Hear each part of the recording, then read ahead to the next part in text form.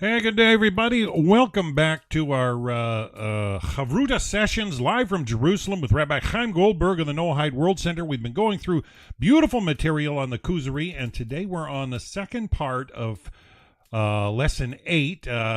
We did the first part last week. It was a little longer, and it's beautiful, beautiful material, so we hope that you enjoy it. So let's just tune right in and see how the rabbi's doing today. Shalom, Rabbi Goldberg. How are you today? Fine. Thank you very much. We're all fine here in Israel. Hopefully, I hope that everybody else is also feeling good. Not easy. We still have a war, but we will manage. Well, we're so glad you do these classes. Beautiful material. I look forward to going through today's lesson. Yes, let's dive inside. Oh, Nathan, good to see you. Yeah, long time no see. Hi, everybody. Good evening, everybody. Good evening, everybody. Good to see all of you that came to participate with us. Let's dive straight ahead inside. You know what? Maybe before we'll start, let me ask a question that I have received in this week. And someone asked me, what is the relation between the manna and the Shabbat? We saw last week the part that we had together. So we saw that there is a relation, or before I will say God is explaining to us the Ten Commandments and the occasion of God giving the Ten Commandments to the Hebrew nation. He is speaking about the manna. Now we saw that it's also in the Torah itself. Okay, when the Hebrew nation is going out from Egypt, they're going through the sea. And then we have, and then we have the manna, and after that, the Hebrew nation is getting the Ten Commandments. And the question is, do we have any relation between the manna and the Ten Commandments? And Shabbat. What is the relation between the manna and the Shabbat? Who knows? Who have an idea?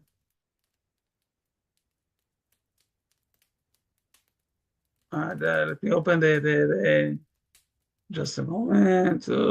Where do I see it? Here it is. Chat. Now I have the chat. Okay. The manna stopped on the Shabbat. It's true. That's right. Dan, you're more than right. The manna stopped on the Shabbat. The question is why? I will say it like that. The manna, it's true that the manna stopped on Shabbat. And on Friday, they had twice the amount. And this is why we put two chalot, two breads on the table of the Shabbat, because we want to speak about the blessing that we got on Friday, that the Shabbat have a twice amount of blessing. But the question is, do we have any connection between the manna and the Shabbat? A much more profound connection. But it's okay. It's okay that you don't have ideas. It's really fine. Okay, it's something that it's by side. It's not the main thing of the lesson that we're learning, and the Kuzari is not explaining it here. To show Hashem provides at all times. Okay, right, Batia. Okay. This is also very interesting to say it like that. This is Emily. Emily, where are you? Raise your hand. Where I can't see you. Here it is. Emily, hi. Right here, Rabbi. How are you? Yes. Excellent. It's also a good idea to say it like that, okay? That God, just like he created the world in 6 days, and in the seventh, he stopped the creation. And the same way, he created the manna every day, and on Shabbat, he didn't create anything. He didn't create the manna. I was reading something. My husband had got a book. I don't know if it was the Megillah or one of the books, and it was going through, and it was speaking in the commentary that as Hashem was creating going through his creation process, each day was it was like mirrored. Each day had a mate. And so the Sabbath had not had its mate yet because Israel had not had come to be a creation, or to be a nation yet. And so between that and then this is the connection that I got. I could be wrong, but that was kind it's of a what nice I was idea. taking away. It's a nice idea. I will say that we need to be careful because in the first 10 chapters, 11 chapters of the Bible, we don't have the Hebrew nation at all. So the reason why the seventh day didn't finish, or we're not closing the seventh day, each day have a close, a sentence, a verse of closing it. It was night, it was day, it's the first day. It was night, it was day, it's the second day. The only day that we don't have a close up of the verse of the closing up, it's the seventh day. And it's not because, and this is, I will give another understanding of the manna, okay? It's not because the Hebrew nation is not here yet. It's because man is supposed to create the seventh day, and then it will be closed. Man is all mankind, not only the Hebrew people. At the chapter 1, chapter 2, chapter 10, 11, we don't have the Hebrew nation. We have the whole nation. Okay, everybody started. One of the most uniqueness that the Hebrew nation is giving to the world is that we're not saying that the Hebrew nation is the beginning of everything. The beginning of everything is starting from Adam. Even his wife Eve came from him, and therefore we can be all of us brothers, sisters. And the seventh day is a day that man is supposed to bring to the world holiness and blessing. Those two things that men have to be supposed to bring to the world. Today, the people who are leading it is the Hebrew people, but we are only leading it because we're supposed to do it with all of the nations. And one of the most important things, let's jump for a moment to chapter 2, and this is where we're going to understand the issue of the manna and the Shabbat. One of the things that we have, chapter 2 of the creation, just a moment, let me move all the things aside so we will be able to see things. When God is let's go to chapter 2, right? When God is speaking with Adam, as straight at the beginning, when he's implementing him inside the Garden of Eden. So he's saying, it is.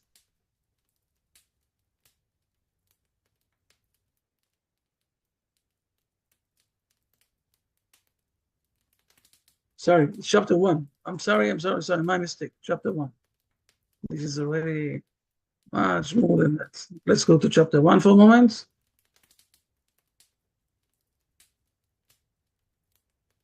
At the end of chapter 1.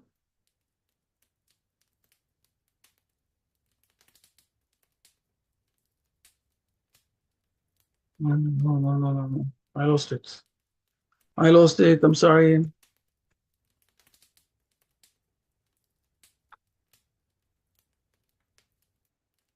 Chapter 2. My mistake. I'm sorry. Chapter 2. Let's jump to chapter 2. It is chapter 2, as I said in the beginning.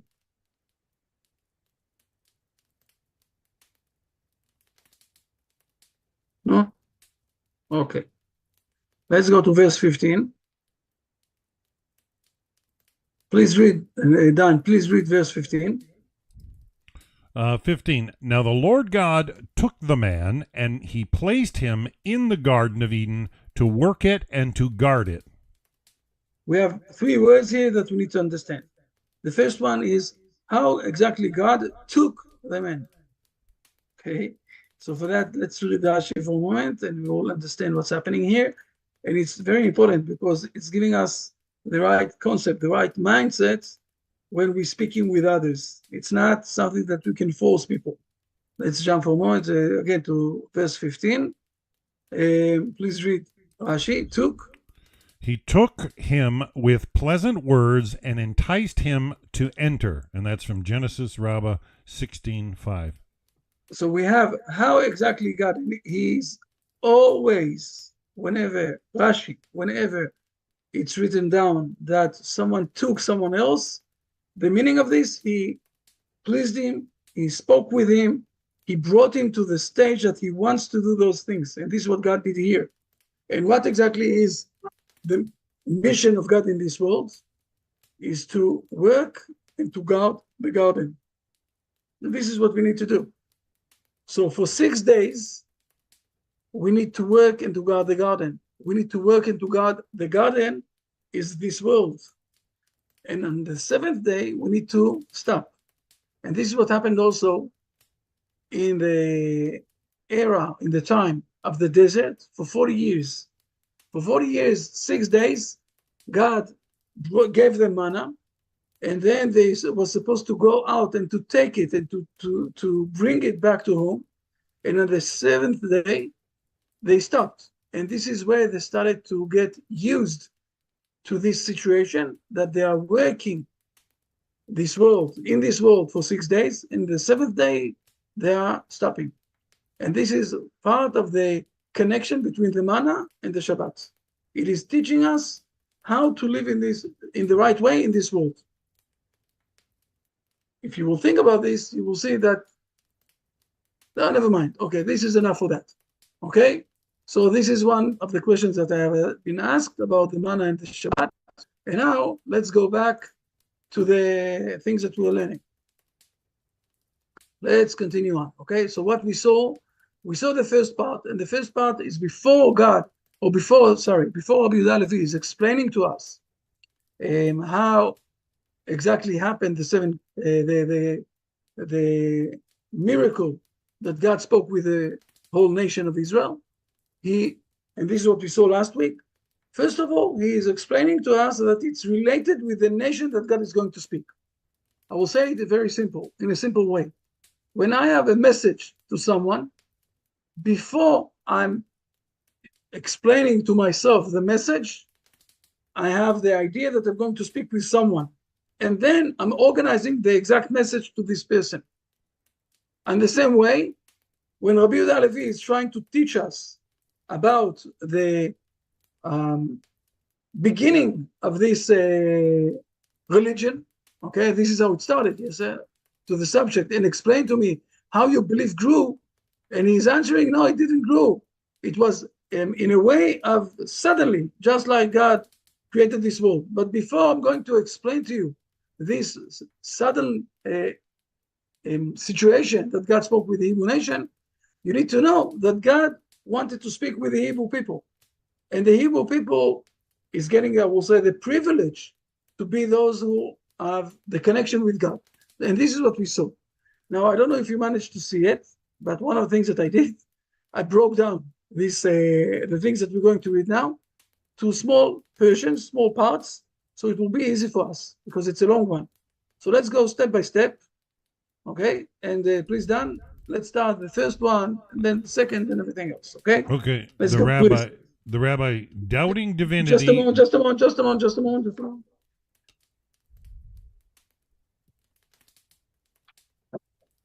Yes, please. Okay. Yeah, the rabbi, you subtitled it, Doubting Divinity, the Israelites Question Moses' Authority.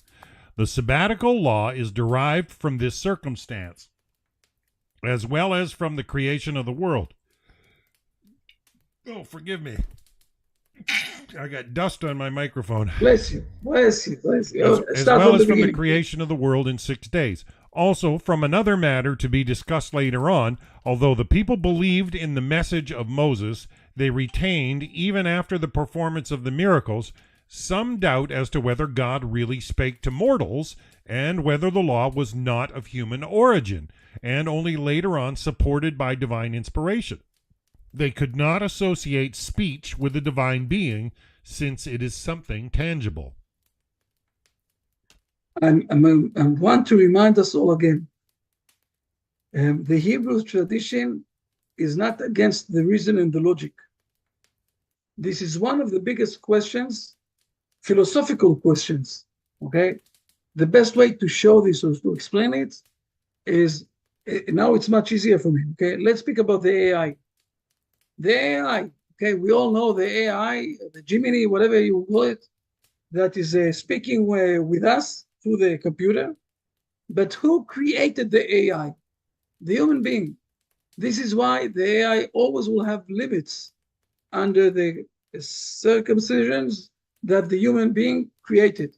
I don't know if you know, the AI of Google at the beginning gave pictures only of black people. And now they tried to fix it, so it's giving pictures only for white people. And now they're managing to do something in the middle. Now, the reason is very simple.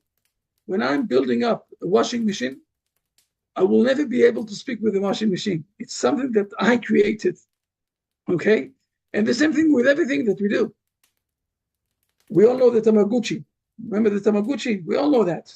We can't speak with the Tamagotchi. Tamagotchi was some sort of a game, especially a toy in Japan, that people didn't have the possibility of having, a dog. So they had the Tamagotchi instead. But the Tamagotchi is not, it's not a dog. Okay, it's a machine. You can't speak with the machine. So God, who created the world, now he's going to start to speak with the world that he created. The people of Israel, the Israelites, didn't believe that it's possible. They questioned Moses. We saw this also once in the Maimonides. In a moment, maybe I will show this again. But the Maimonides is saying the same words. They said it's impossible to do that. Now we're going to explain the situation of the Ten Commandments. Now we're starting to realize why it appeared or it happened to the whole nation. Let's go to part 2, please.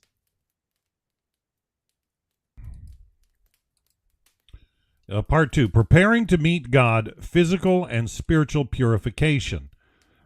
God, however, desired to remove this doubt and commanded them to prepare themselves morally, as well as physically, enjoining them to keep aloof from their wives and to be ready to hear the words of God.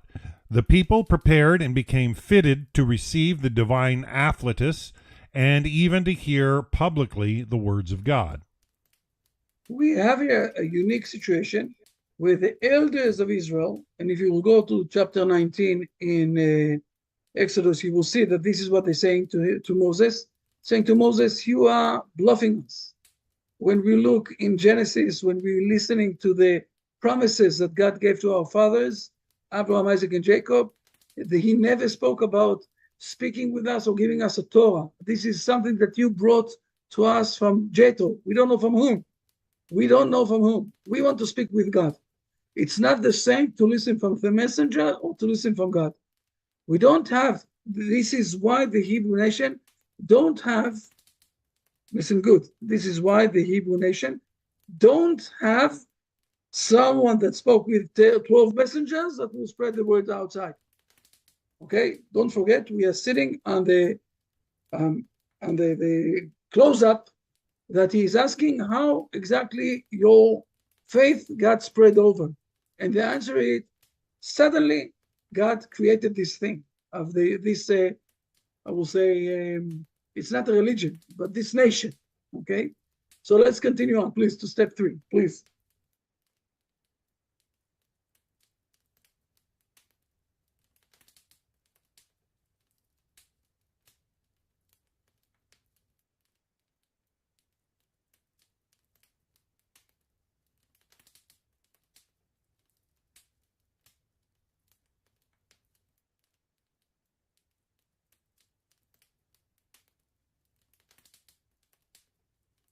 Okay, but this is some sort of a preparation.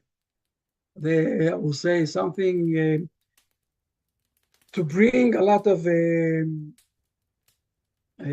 honor, okay, to the situation. It's not a simple situation. It's a very something that is giving us, the people, the human being, some sort of a reflection that we will fear in front of God. Fair enough. But now we're coming to the main point. Please read part number 4.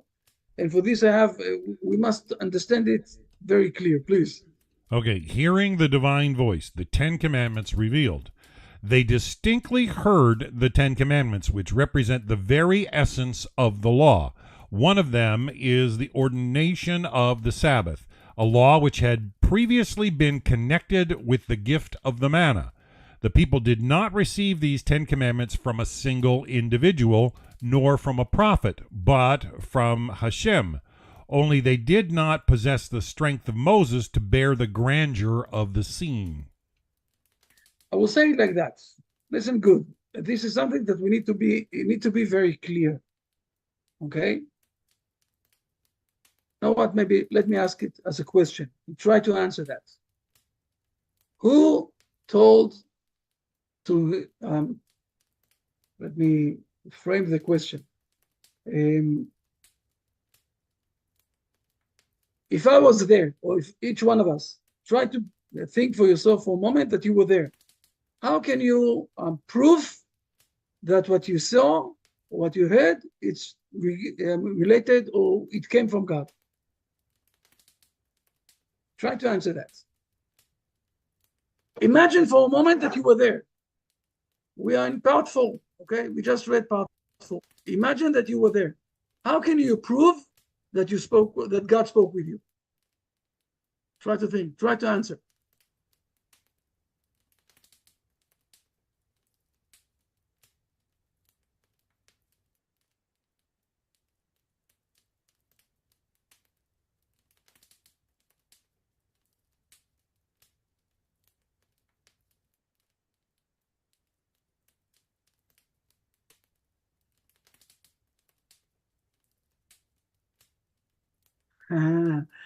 Okay, very nice, very nice. Please continue writing.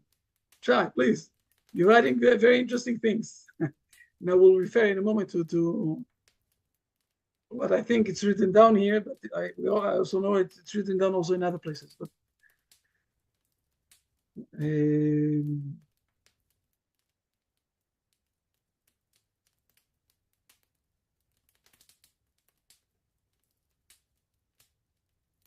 okay, I'm getting here few answers, or we all getting here few answers.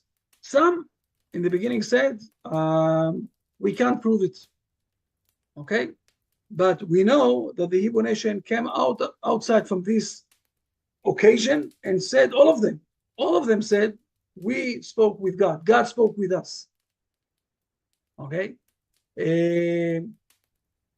Now, Lara, let me take, I know that you're the last one that wrote it, but there are a few who wrote similar things earlier. For example, also Emily. If everyone had the same experience, one can confirm. We were all witnesses together. Okay. After it finished, the 10 commandments, I looked around and I said, I've heard something. I heard the 10 commandments. I heard not to kill, not to steal, not to. I heard to give honor to my parents, and that the Shabbat is a witness. Me keeping the Shabbat is a witness for God creating the world. And I'm going to my neighbor and I'm saying to him, you know what happened yesterday? I've heard that. And he's stopping me and he says to me the same words. I felt and I heard from God that we are not allowed to kill, that we are not allowed to steal, that we need to honor our parents, that we need to keep the Shabbat. And I'm going to another, tent, to another friend, and he's saying the same thing. We all heard and felt the same thing exactly. So we are witnessing one to each other. And if I felt the same thing, and you felt the same thing, and everybody in my area felt the same thing, and I'm going to the other side of the camp, and I'm speaking with other tribes, but part of the family of the Hebrew people, and we all say that we all felt those 10 things. This is something that is very powerful for all of us.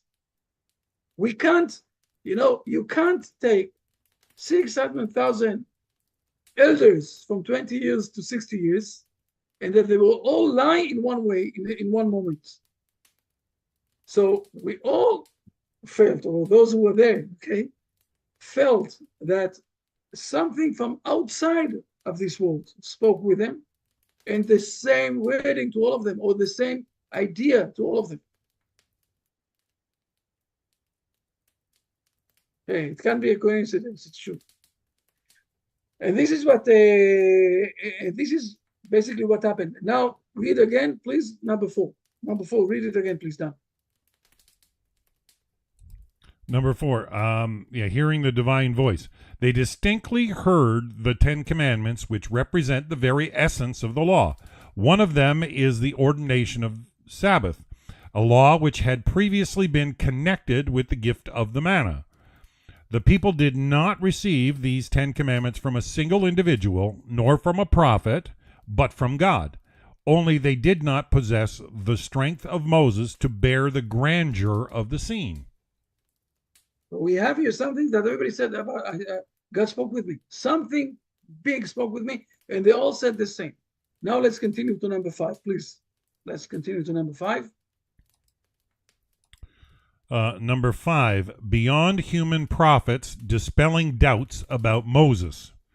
Henceforth, the people believed that Moses held direct communication with God, that his words were not creations of his own mind, that prophecy did not, as philosophers assume, burst forth in a pure soul, become united with the active intellect, also termed Holy Spirit or Gabriel, and be then inspired.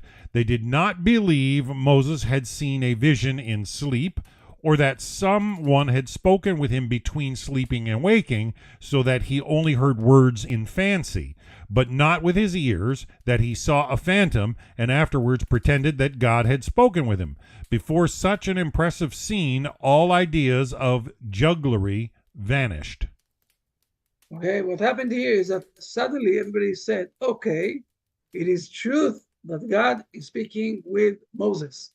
Now look, he's taking here a lot of ideas that we know. For example, the thing of Gabriel is what the Muslims are saying, that Gabriel spoke with Muhammad. The Holy Spirit is what the Christian says, okay, that the Holy Spirit is Jesus, he spoke with Jesus, it is Jesus, okay? Or the thing of between sleeping and awaking. This is what we say today. One of the ways to get connected between the, something from above us. Or all those ideas. Okay, there's also another thing here.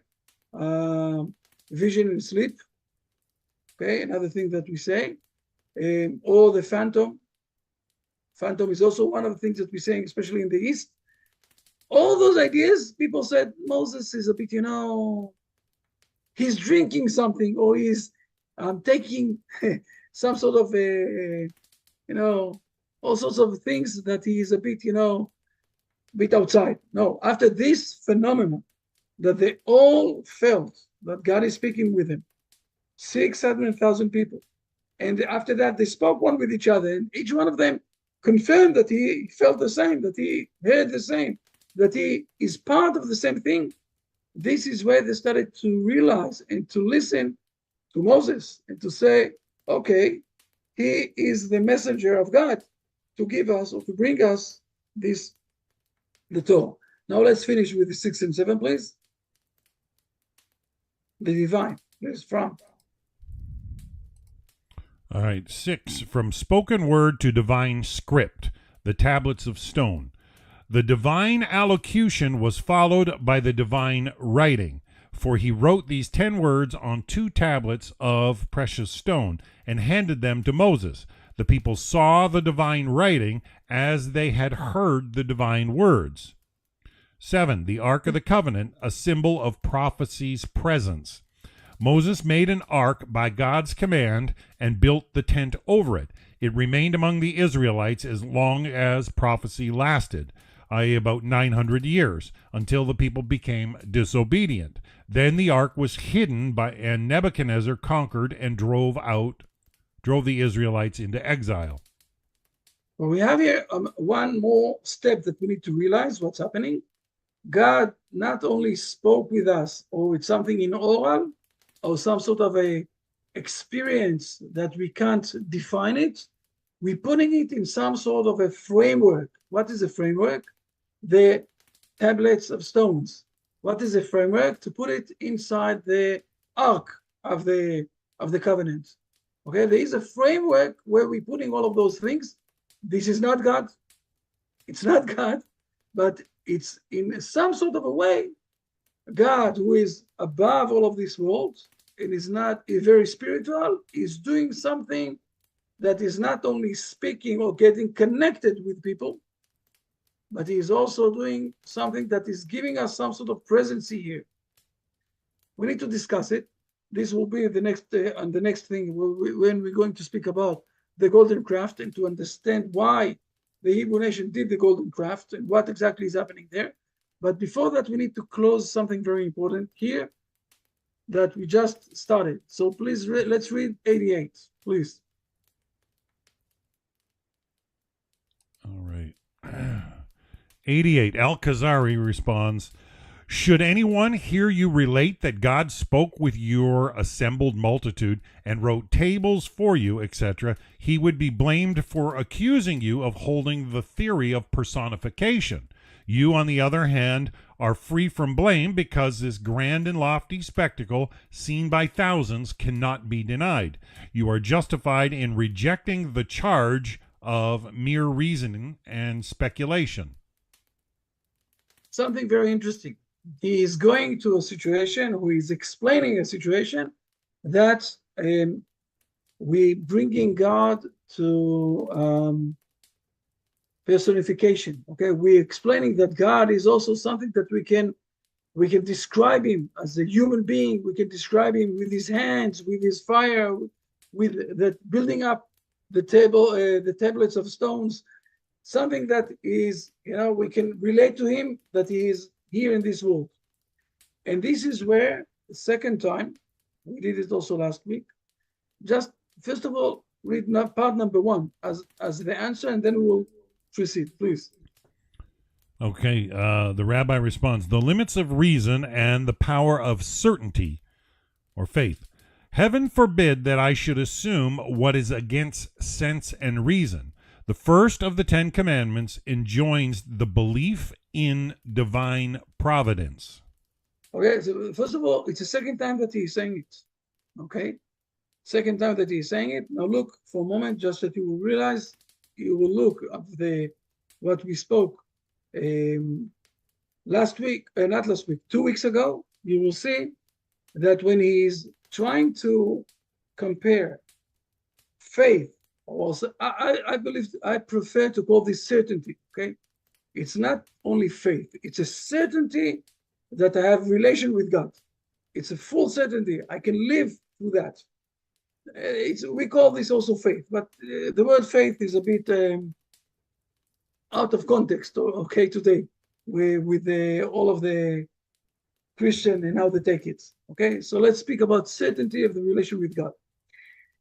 So when he's trying to share, and this is what we did 2 weeks ago, when he's trying to explain the relation between, I will say, philosophers and certainty, he's saying we are not throwing aside the reason. We're not speaking in certainty in faith is not something that is unclear. It's irrational. No, we still need to use our brain. Now he's going to a different side. He's speaking about something that is very above, some sort of something that we won't be able to explain 100% in a reasonable way. On the other side, we still want to use the reason that we have. This is the opening statement. And from now on, he is continuing to explain a bit more what happened in the 10 Commandments. Okay?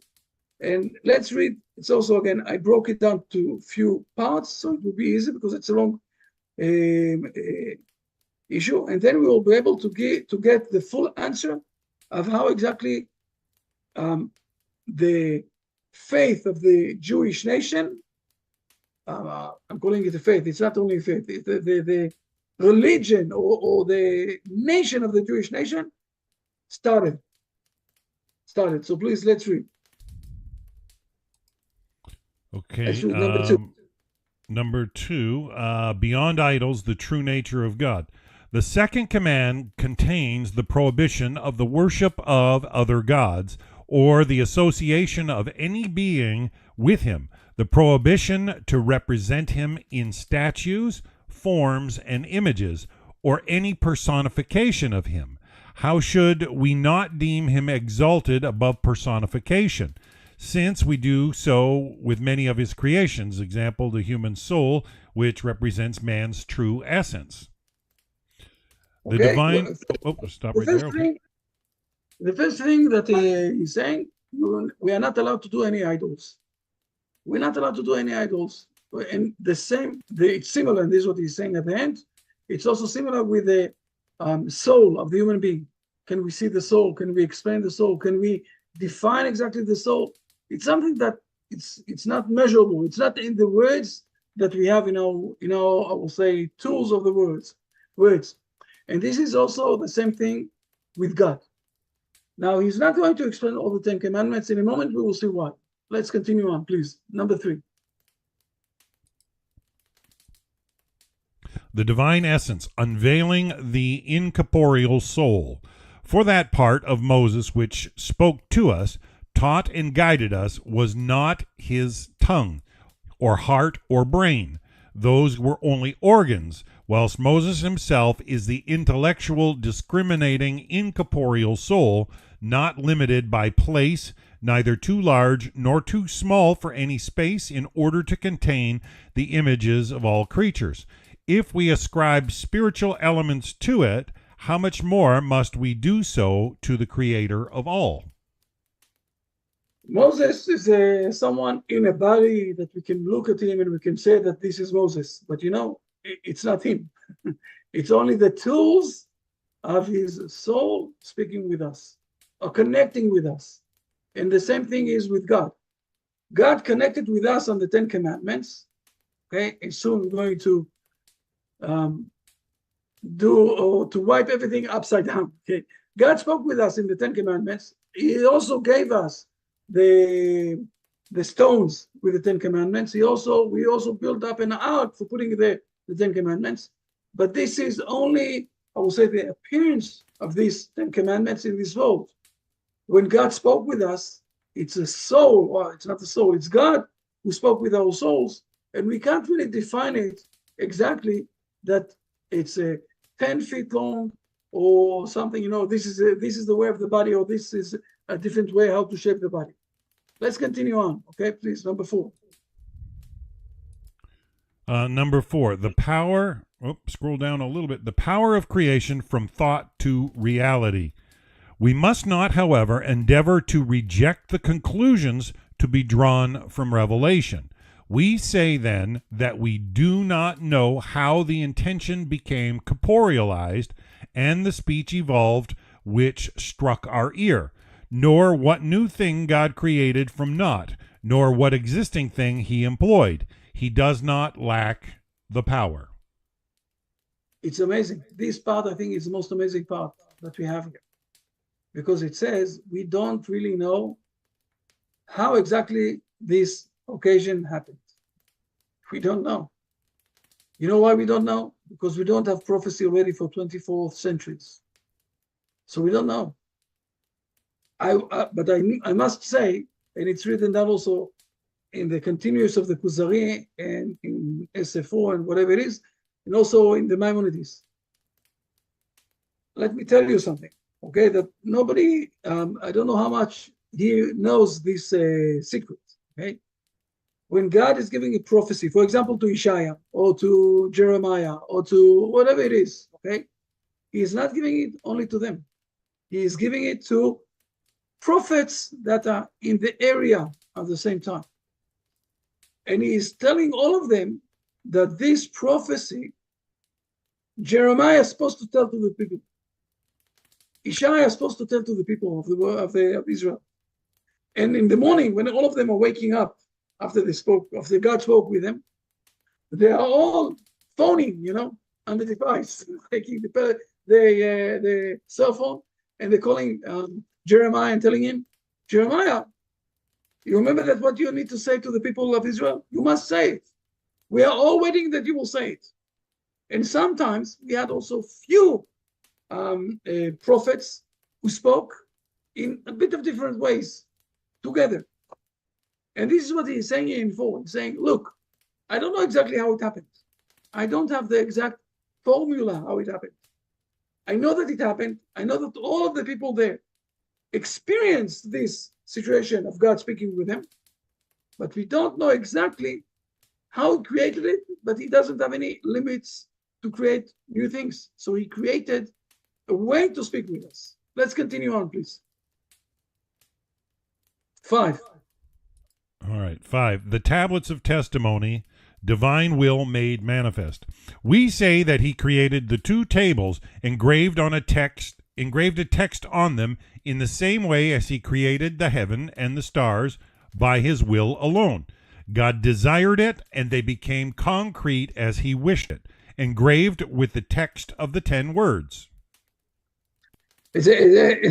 How exactly God created this world? We also don't know.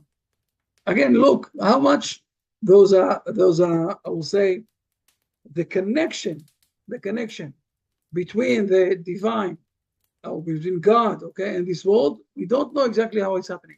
We don't know. Continue until the end of this part, until 90, okay? 6 and 7, please. All right, 6. Divine intervention, splitting the sea and shaping the elements.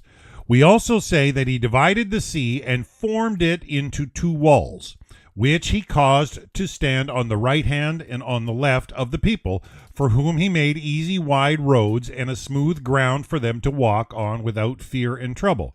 This rending, constructing, and arranging are attributed to God, who required no tool or intermediary as would be necessary for human toil. 7. Divine communication, shaping the air for spoken words. As the water stood at his command, shaped itself at his will, so the air which touched the prophet's ear assumed the form of sounds, which conveyed the matters to be communicated by God to the prophet and the people. Al-Kuzari said, this representation is satisfactory. Okay. In a moment, we're going to explain or to understand why, with everything that what exactly he's doing here. He is expanding something that we spoke earlier in the Kuzari. But I want to, before we finalize, I want to jump for a moment to the beginning of the Jewish statements. Okay. Now let's read it for a moment, and we will see. I'm jumping to number 4. Okay. One God, many paths. To number 5, history, divine, and revolution. Okay, where the Kuzari is approaching the Hebrew people, the Hebrew Rabbi. Okay, and he's asking him, "What do you believe in?" Please read number 11.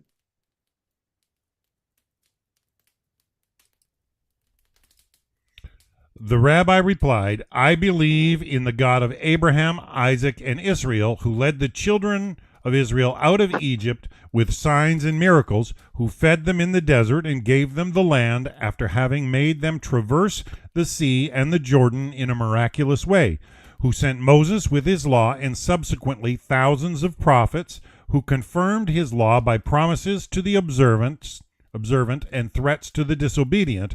Our belief is comprised in the Torah, a very large domain. Now, after we read a bit, okay, this presidency of God in the 10 Commandments in the Mount Sinai, we're starting to realize what he's saying here. And when the Kuzari is saying, but you're not thinking right, I wanted to hear about God who created this world, the Kuzari will answer him. Okay, please read part number 13, please. All right, 13. The rabbi says that which thou dost express is religion based on speculation and system, the research of thought, but open to many doubts. Now ask the philosophers, and thou wilt find that they do not agree on one action or one principle, since some doctrines can be established by arguments, which are only partially satisfactory and still much less capable of being proved. Now, when you look on the Hebrew faith, I will say it like that started with 600,000 people who God spoke with them. And after he left away, they all spoke one with each other. And they said, yes, I've heard God. He spoke with me. He told me the 10 Commandments. and my neighbor is saying the same words, and the other neighbor is also saying the same words, and his wife is saying the same things, and everybody is saying them. Suddenly, you're going out from all of the doubts. We're not speaking about any doubts. It's some sort of a certainty that is very clear inside. Now, let's jump for a moment, before Rabbi Shmuel, good evening. Let's jump for a moment, okay, to the beginning of this part. And the beginning of this part was a question, okay? How exactly this religion got spread over? And the rabbi is answering him, no, please read 81, okay? Please read it for a moment.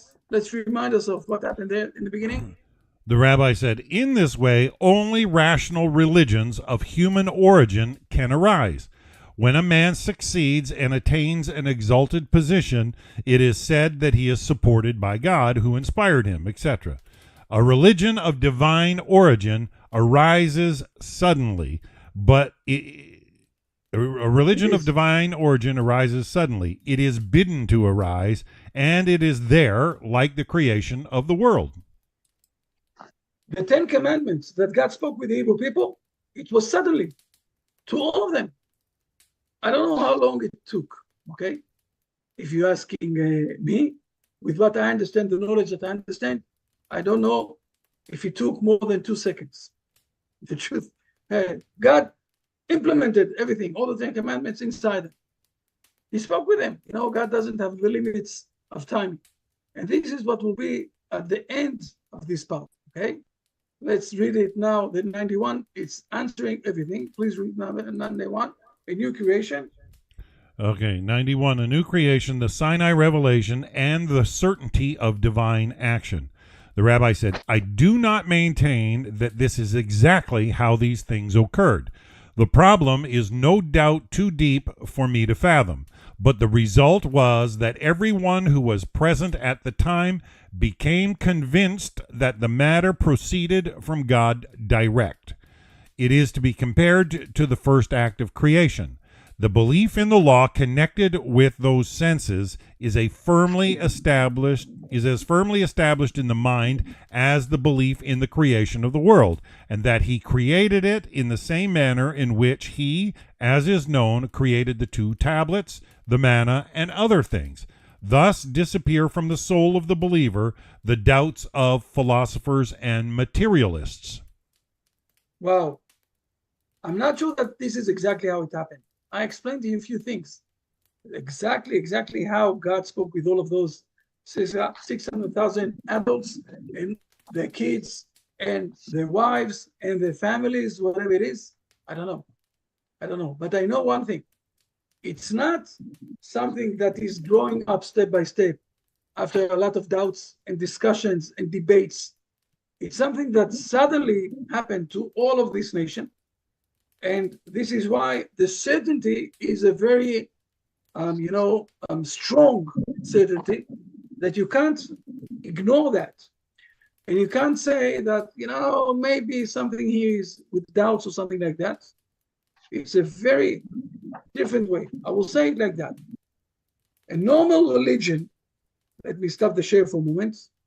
A normal religion, okay, that we all know, is starting basically from the desire of the person and the individual person to try to achieve God and to get closer to God or to get close to spiritual side. And this is where we're starting to speak about all sorts of kinds of ways how to get more spiritual in a spiritual way.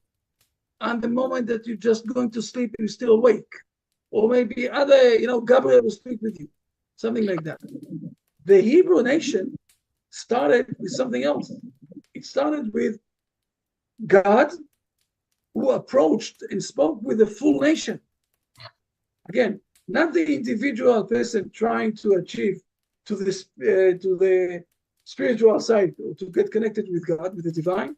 We're speaking about God who approached the nation, not the individual, the nation, and he approached. And this what brought us to the certainty that we are sitting in. So when in the beginning, The Kuzari is trying to speak with the Hebrew people, and he doesn't understand what he is speaking about. He says to him, you're insane. You're not in the right path. The world is going in a different way. And the answer that he's giving him, it's true. The world is going in a different way. And this is why the world is not living in a certainty that the Hebrew nation is living in.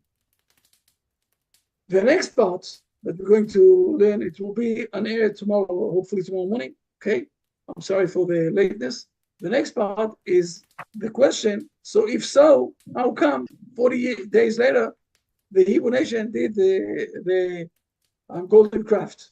And what is the meaning of this thing that the Hebrew nation did the golden craft?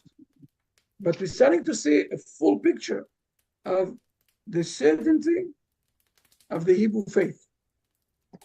Rabbi Shmuel, please. And then we'll have also time to ask questions. Please, Rabbi Shmuel. Yes, I'd just like to please follow up what the rabbis have been speaking about, in the sense that the Kuzari, to a certain extent, the way he actually presents his case. Joseph, okay, mute yourself, thank you. The way he's trying to present his case of our faith and religion is primarily through a revelation of his own. In other words, he is not trying to rationalize the presence of God on a historical, rational basis per se. He's trying to describe the continued revelation, which started with saying the Ten Commandments, but effectively our connection to God is all the way through that revealing procedure. To that extent, Moses is essentially like a mediator who's actually conveying the message of God to the human race. And that's why it's so critical to understand how Moses, although he was a human being and a human leader, but he was on the borderline of being an angel in the sense of conveying a divine message, which is definitely on a higher sphere than the human race can comprehend, and to be somewhat of a mediator that brings it forward. We find that principle in Exodus 19, just before the revelation takes place, that Moses will speak and God is responding to him verbally and conveying the message. That is part of the paradox. On the one hand, we understand that there can only be, and this is what's very different between us and Christianity, there can only be one God. When we say that famous passage from Deuteronomy 6 of, listen, Israel, Hashem is our God and Hashem is one, the Christians may believe that Hashem is a God, but they don't believe in one, they believe in Trinity. And whether they were to have believed in deity or Trinity, the same problem exists. The only way, essentially, to bring forward the moral message of God, to be completely obliging mankind, is only if there's only one God and super to any other possible creation in the world. And to that extent, Maimonides mentions regarding prophecy 2 of 13 basic principles.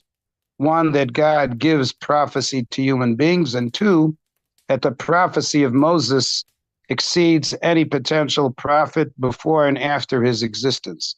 It's not because we're looking for a supernatural human being per se. We're trying to make it clear that just like God is one, the only possible mediator that was able to convey to the human race the commandments, all 613 that originated from 10, can be only somebody who had a direct message conveyed to him from God directly. Only in that way this is possible. But of course, the wisdom that's behind the Torah itself with the written and oral law makes all the big difference. And in that sense, we are also very different than Islam, because even if Islam were to believe that Muhammad would be a prophet, but he was virtually analphabetic, and certainly there isn't even a lukewarm percentage of any comparable wisdom between the Quran and what you find in the Holy Torah itself. And in that sense, Kuzari, who speaks about that on the early part of his book also, is indicating to us that we are a religion of revelation. And indeed, I'm not getting into what Rabbi Goldberg will speak about in the future, but part of the golden calf sin that came up later is also because of that gap, because Moses is so supernatural compared to the regular human being, but is still a human leader. The conflict between these two different paradigms is what makes things not easy. How can there be a human being who his mission is semi-divine by definition? And people had a difficulty to come to terms with that. Even Moses' sister and brother were so beloved of him and were born in the same home and were also rendered as prophets. We're talking about a different league entirely. But it's got to be this way. There can only be a one God with a capital O, because otherwise it's possible. Otherwise it's possible that people will not be able to comprehend in truth what is the true morality of God. Because once there's more than one option, that means it doesn't oblige me. But if there's only one God and only one messenger who is able to authentically bring forward the entire message of God, only in that pretense is it possible for us to accept the moral teachings of God to the full extent, because we know in this sense there's only one possible truth. Now, that doesn't mean that we don't have a dispensation of different types of people. People may understand to a certain extent some of the principles in a slightly different way than myself or for some other person conveying the divine message. But if they do not follow the actual principles as are being addressed, that's not something we can tolerate. We can see a person explaining things on a different tangent and relating it to the culture where they live and to the historical period when they are, but not to change the fundamental principles. And that's been a real challenge in the course of many periods of history, that people were trying to convey the message of God in what they considered to be the rationale of their generation. But on the way, by doing so, they started to cut off pieces of the actual authentic teaching. That is something that cannot be acceptable. What could be acceptable is to teach the message of God in a variety of ways that will deal with the modern era society and culture where a person lives, provided that it's only a difference in the methodology of teaching, but not the principles themselves. And that's because God is one and Moses is one amongst the human beings, one of a kind. And let us really hope that the world will have that courage to understand that divine message is unlimited in time, space, and therefore it covers all cultures, all genders, all countries. And once again, I'm very proud of you, every single one of you that has chosen to be part of the Noahide group and understand that the divine message obliges you to the same extent as when it was given in the first place for your group of the divine creation. And I have our obligations, and amongst the Jewish people themselves, there are priests and non-priests, and women and men don't exactly have everything exactly the same. Every single group has its own part of the divine message, for we are all part of one very important covenant that gives us common ground. And on that pretense of a common covenant, we have a chance of building up a much more decent world than what we observe in the last couple of years. Thank you. And if you have any questions towards me as well, you are definitely welcome to present your case. Yes, we have time now. Questions, whatever it is on your mind. Shmuel is here. I'm here. Please. I just want to say it's a really valuable discussion, how Israel and the nation have their faith and how it differs from other faiths and religions, I guess I should say. Well, maybe not religions even, just ways of life and connection to God. I think it's really good for this to be explained because I don't think it's so obvious to everyone. So even just going through the question you asked, Rabbi Goldberg, was really helpful of like, how could you even prove if you were even there? How could you prove that that was real and that you experienced it? So thank you for that. You stated or you asked?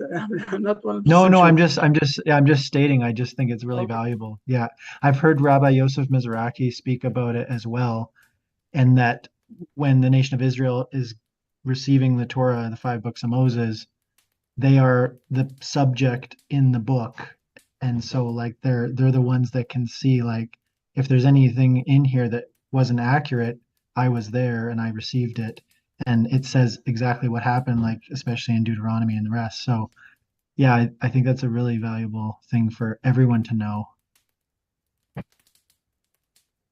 That is Thank you. because we are. No, sure. That is also because we are a religion based on revelation, and that revelation is what we received. And therefore, any challenge of authenticity is something that we can eyewitness clearly of it to being false.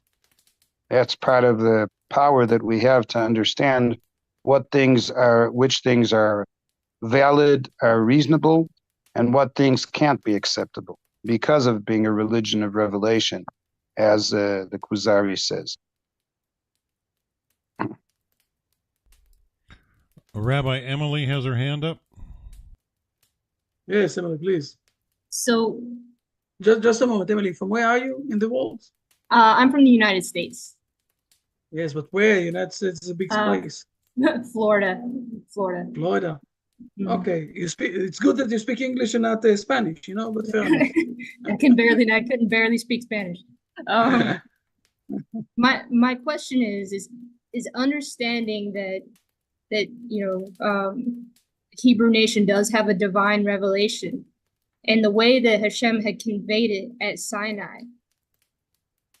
Will the conveyance be similar to when Mashiach comes? Because it talks about the nations knowing, the nations will know the Most High's Torah, and that they will realize that, hey, we have been taught lies in seeking, grabbing a hold of the shirt of a Jew to be able to come to that revelation, or to coming to that, as they're coming to that revelation and wanting to learn.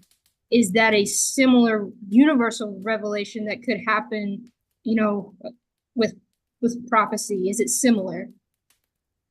I will answer like that. First of all, it's a very nice question.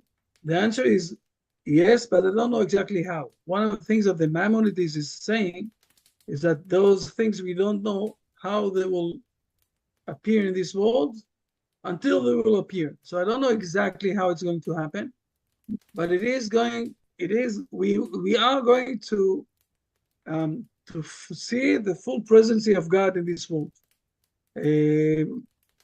It won't be through the Ten Commandments because we already have them, but there will be some sort of presence of God in this world, and we will be in the knowledge of God. This is also what the Maimonides is saying. Yes, it's true. It's true. There will be this stage. Since you live in Florida, I'll convey something related if you don't mind. Yes, sir. Yeah, I was born a little bit farther to the west than you in Chicago, but nevertheless, I was in Florida before you were born on a visit. And I'll tell you one thing. In the 1930s, the entire world, in response to the Nazis that turned into power, the entire world turned to, including the United States, to a large extent. There was a lot of anti-Semitism going all over. And we know what the results were after World War II. The reality today in Europe, and particularly in France, Germany, Amsterdam, and Belgium, is that there's a huge Muslim population as well. After the Jews were wiped out and were basically left the country and left that part of the world, the other religion other than Christianity that's becoming dominating in Europe is Muslim. And nevertheless, the violence and immorality around Europe and in the last couple of months also in the United States, to a certain extent, I believe is leading eventually to what you're talking about. Because in Isaiah chapters 10 and 11, when you talk about the revelation of potential morality around the world, when the world gets to a peak of immorality, homicide, and other types of violence, they'll eventually understand that the only authentic morality in the world is the Torah itself. But they're learning it in the hard way. And it seems quite amazing that in the last 85, 90 years, the world in a very continuous path is leading into that direction. I have no idea when it's going to happen, and it's not within my authority to assume, but it seems clear that we are moving in that direction. It's almost obvious to anybody who looks what's happening is that the only authentic morality that keeps people within reason is back to the Torah values. And that's something which apparently to a certain percentage is going to be a worldwide phenomenon, because people are already losing their patience towards Muslim and to certain parts of Christianity as well.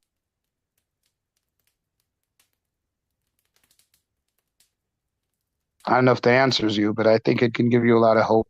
It does give me also. So I'd like to share.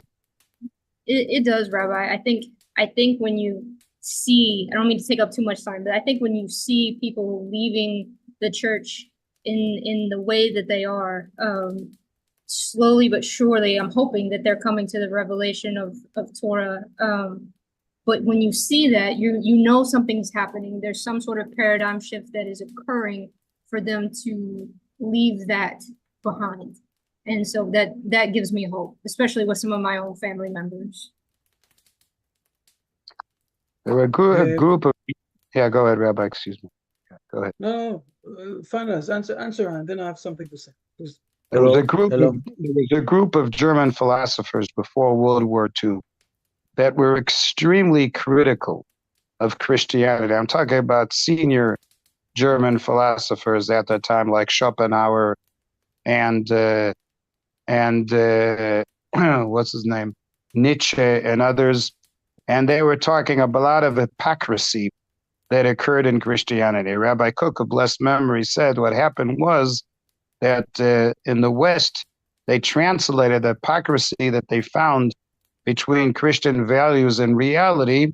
They said cut and paste and did the same thing towards Judaism, which had nothing to do with it. For example, in Europe, in the 17th till 20th century, the amount of property owned by the church in billions and billions of euros or dollars of today is immeasurable. It's just impossible to comprehend.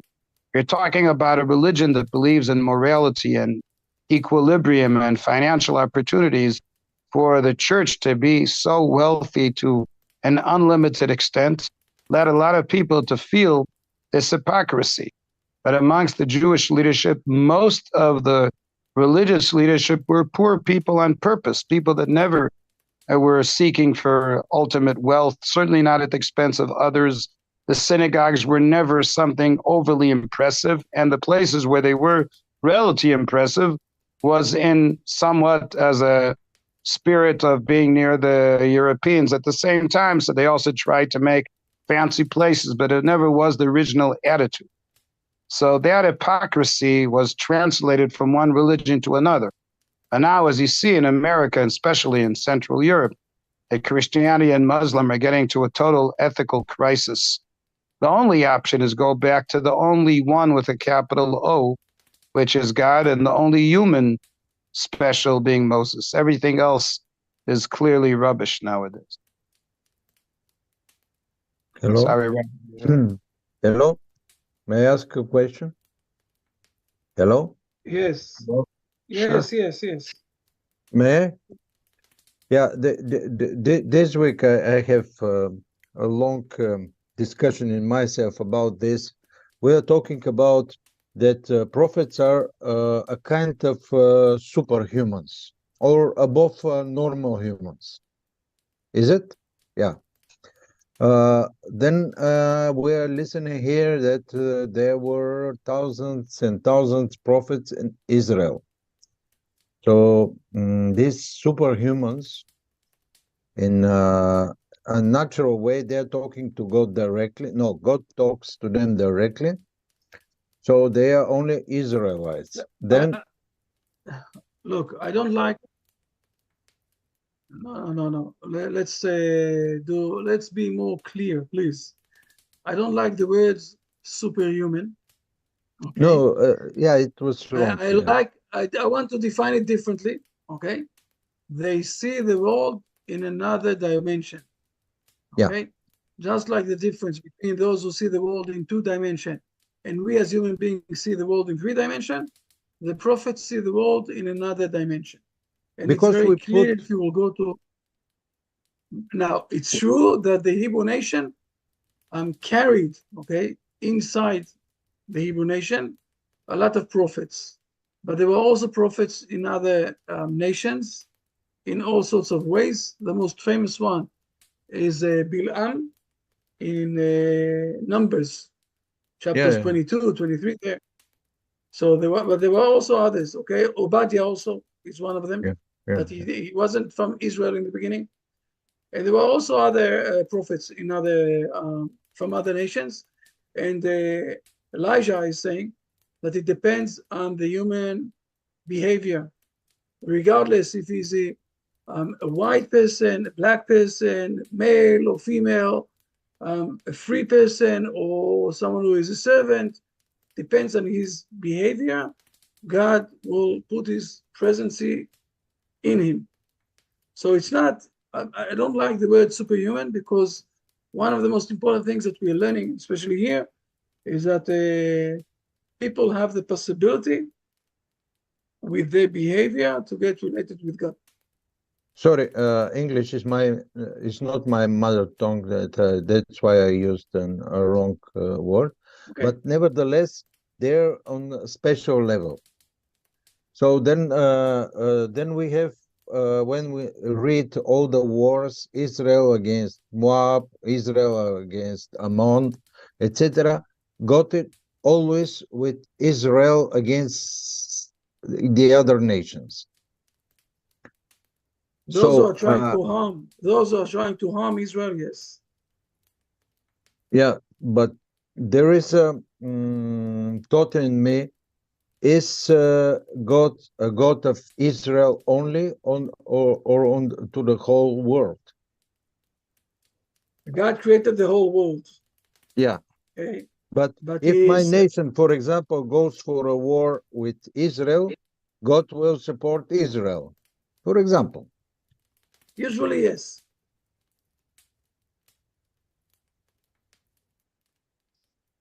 Usually, yes, you're more than right.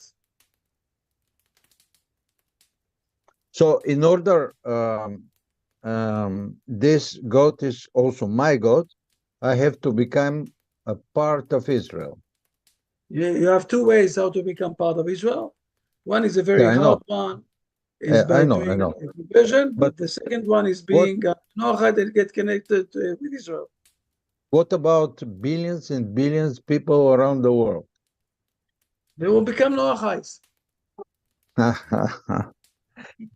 They will. Hey, patient, they will. It was mentioned 5 minutes ago that Amsterdam and Rotterdam and Berlin, Paris, all Jews left there, and only Muslim and Christians and unbelievers, etc. How this will happen? These people become all no. Noahides. We're growing up. You will see that it's happening. This is why we have Jacob, for example, who raised his hand and he wants also to ask something. That is living in Paris, is living in France, to bring more and more people to become Noahide. Believe me, people are working all over the world. I believe you. Yeah. You can also do things. Hopefully. I do. I try to do. Thank you. Okay. Yes, please, Jacob. We can't hear you. I don't know why. Sorry, man. Is it working now? Now okay. It's working. Yes, please. Okay, sorry. Here's my question. So it says in the Gemara that we don't listen to a voice from heaven.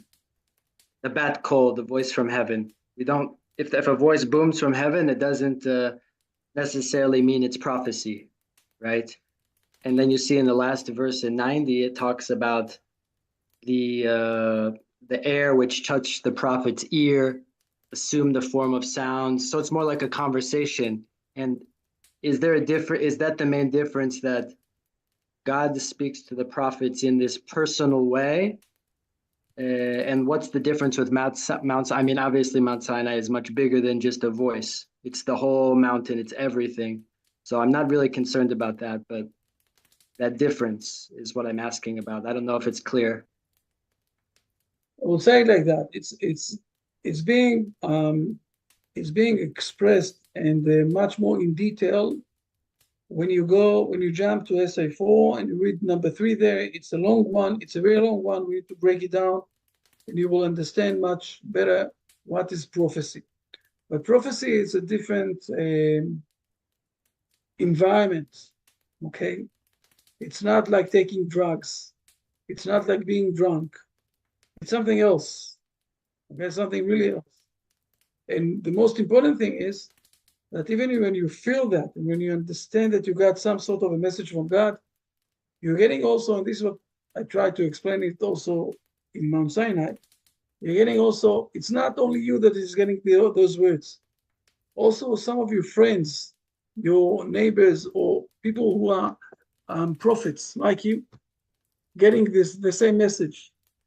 And they see the same thing, and they understand the same ideas, and they're all being mentioned, okay, by God, who nominated one of the people who saw these ideas to go and to speak. And this is where it's not something that is suddenly happening today, because we don't have the prophecy. It's, for us, it seems very far away, very rare thing. But in those days, and you can see it also in the Bible, there were groups of students of the prophets. And those groups, they learned how to become prophets. It was something that they learned one from each other. There were schools of prophecies. Okay? So it's not suddenly something.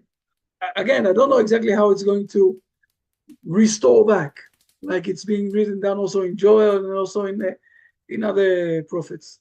I don't know exactly how it's going to come back, but we know on the same that at the time that it happened, it wasn't a small occasion of someone inside a cave that went outside and said, Gabriel spoke with me, and everybody said, wow, it was something else. It was something that was much more in a certain way. The certainty there was very clear. People around me, okay, if I was a prophet, with the God bless, all of us will be, okay, will become prophets. But the prophet, when he went out, after he saw what he saw, and suddenly he heard that the one next to him, the one, another friend and another friend, they all told him, I saw the same thing.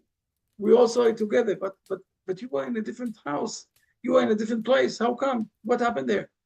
Okay, and this is some sort of a different certainty that they said, okay, God spoke with us.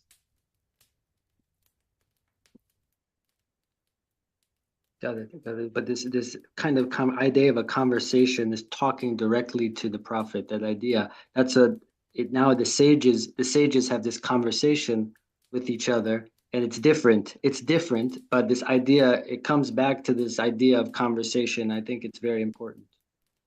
It's true that the sages have some sort of a conversation, but it's still different. We don't have the prophecy. I know it's different, but it seems like there's a connection. It seems like there's a connection. There is a connection, especially for the Kabbalah people, rabbis. But I want to be very clear in this room, okay? If someone is saying to you that he's a prophet or that God spoke with him, take him to the right hospital, okay? It's not really happening. It's very important. It's very important because people get confused with this issue. Okay, I think that we took a long time. We also had time to speak. Hopefully tomorrow we will have the next page. We're going to speak about a very hard occasion, the situation of the golden craft, and I don't want to go behind the scenes and not to speak about it. This is the next part of the Kuzari. And we will manage very soon to start to conclude all these first essay of the Kuzari, and to realize the certainty of the Hebrew nation with the relation of God, and how we want to spread it over to all of the people of the world. Okay. Well, thank you so much, Rabbi. Beautiful. I'm sorry, I'm talking a lot in the chat rooms with different people, and so yeah. Plus monitoring YouTube and Facebook, and yeah, beautiful message for sure. I really enjoyed going through this with Jacob, my Chavruta partner. Excellent stuff, and so I look forward to lesson 9. Hopefully, if it's out tomorrow, like you say, I'll be doing my Chavruta discussion with my Chavruta partner Jacob on Tuesday, 12 p.m. my time, 9 p.m. in Paris, France for Jacob. So always a joy, and always an honor to have Rabbi Hirschler in the room with us, sharing beautiful insights. Exciting. So Hashem willing, we're on for next week, right, Rabbi? Hopefully, yes. Next week, Sunday, we will continue on, and we will dive inside one more step. All right, excellent. Well, thank you so much. Great so to see you all. We'll Emily, try to get connected with Lara. She's your neighbor. Yes, sir. Yeah. We're chatting back and forth. Excellent. Yeah, it's always good when Thank you, people Rabbi. connect. Thank you, Emily. All right, so we're going to sign out for today. Till next week, everybody have a wonderful, wonderful week. Hopefully you're enjoying the beautiful lessons from the Kuzari. I thoroughly enjoy the session, so excellent. Bye for now. Bye, everybody. Bye. Have a great week ahead. Bye. Bye. Bye. Thank you, Rabbi. Thank you, everyone. Thank you.